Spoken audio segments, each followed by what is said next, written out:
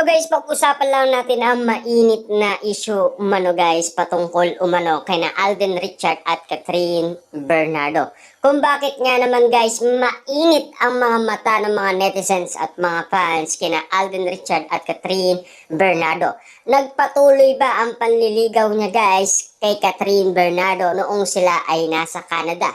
Yes, nagpatuloy yan dahil nga naman more on surprise na bouquet na bulaklak ang binibigay ni Alden Richard kay Catherine Bernardo para lalo itong sumaya at lumigaya. Kitang-kita niyo naman guys, no, kung bakit nga naman nagugulat at nagtataka pati na rin ang kanilang mga nakasama na cast sa Hello, Love Again, kung bakit nga naman laging sabay, di ba? Kaya nga naman guys, kung narinig nyo na ang awitin ni na Chris Aquino at Rene Requestas na laging sabay tayo. Grabe nga naman kasi guys, 'di ba? More on surprises ang ginagawa ni Alden Richard kay Catherine Bernardo. Ika nga kasi guys ng iba ayaw daw magpatalo at chance kasi yan guys ni Alden Richard at bonus yan guys kay Alden Richard dahil solong-solo niya si Catherine Bernardo.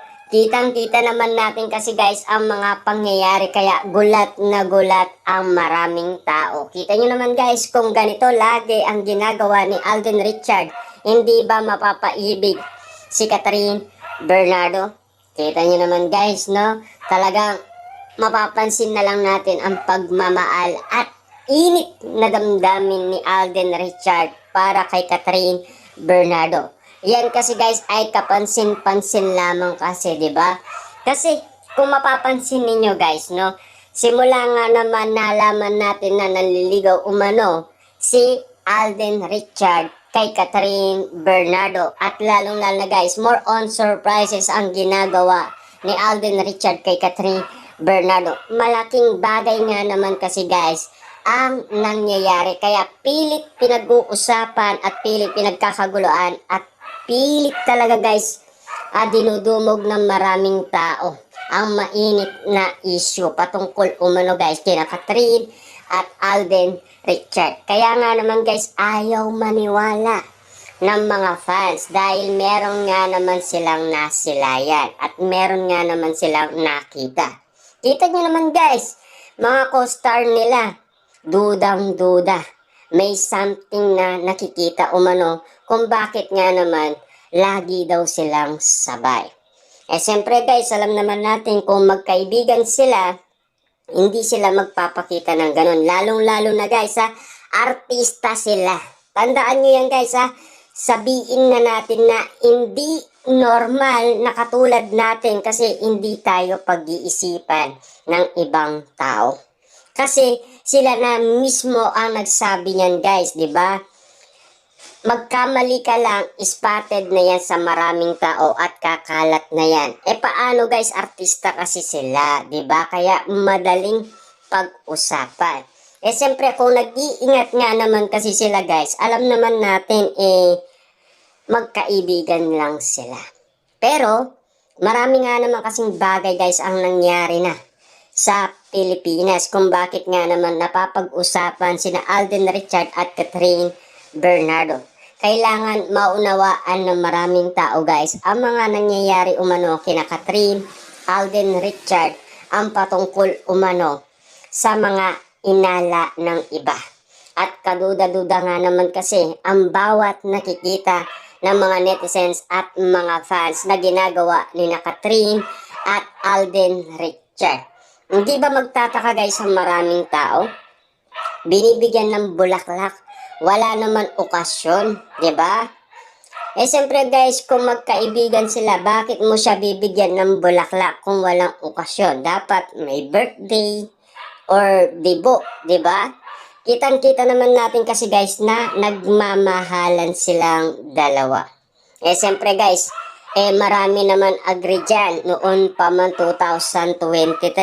Alam na yan ng mga tao, diba? Kaya nga naman guys, kitang-kita na natin na yan ay kapansin-pansin na ng maraming tao.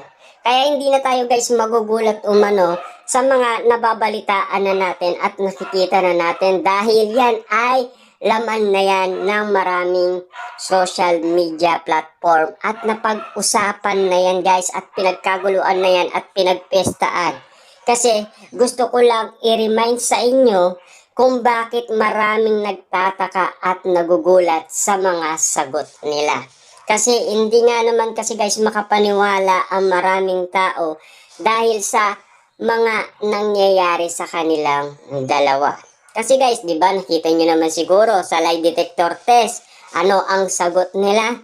Kapag merong okasyon or mag-gym daw sila. Ano ang reaction doon guys ni Alden Richard? Di ba nagulat umano si Alden Richard sa pagkasabi ni Catherine Bernardo doon. Kitang-kita natin guys na medyo may kaduda-duda sa bawat kinikilos. 'Di ba? Yun kasi guys ay makikita natin na medyo may something na sa kanilang ginagawa. Alam naman natin guys ito ay katakataka. Kasi may something na kasi guys ang mga nangyayari. Kasi kung mapapansin ninyo guys, no? Lahat ng mga bagay na nakita na natin at napansin na natin, hindi na yan mabubura. Kasi pilit binubuksan guys ng mga fans yan para maunawaan ng iba kung bakit daw hanggang ngayon si Catherine maal pa rin daw si Daniel Padilla. Guys, paano mangyayari yun Lahat daw ng ginawa ni Catherine Bernardo, yun ay ayaw ni Daniel Padilla. Kita nyo naman guys, yung isa sumuko na nga Diba? Kung meron pa yan guys natitirang chance si Daniel Padilla, hindi yang susuko. Kaso nga lang, sumuko na. Ano ba ang nangyari sa kanila, diba? Nagbawian na ng mga ari-arian. At lalong-lalo na si Catherine umalis na sa business na binuo ng Katniel. Kita nyo naman guys, no? At lalong-lalo na guys, yung binili ni Catherine Bernardo na sasakyan kay Daniel Padilla ay ibinenta na. Diba? Kaya nga naman guys, nagkasolian na. Tapos si Catherine, mga gift ni Daniel Padilla, nilagay niya sa bodega. Kung mahal pa rin niya si Daniel Padilla, hindi niya gagawin lahat yan.